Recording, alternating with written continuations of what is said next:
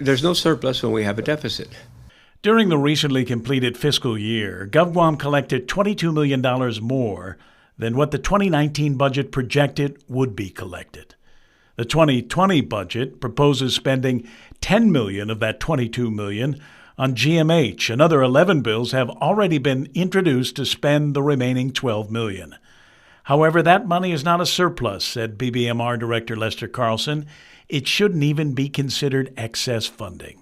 I will be the first to admit that many of these bills are touching on needs that exist, but it is clear that we should not be using funds when we have a deficit.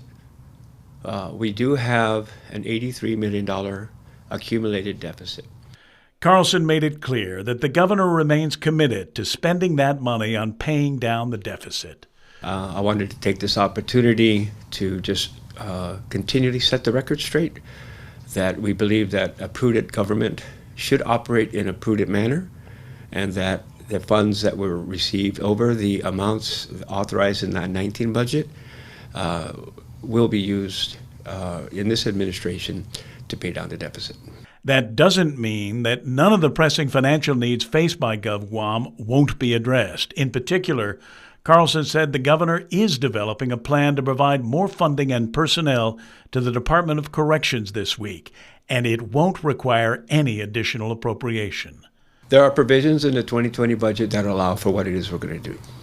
The governor is expected to announce her plan to address the issues at DOC later this week. Meanwhile, the 11 pending appropriation bills have yet to have a public hearing, and Carlson has yet to submit a fiscal note on them.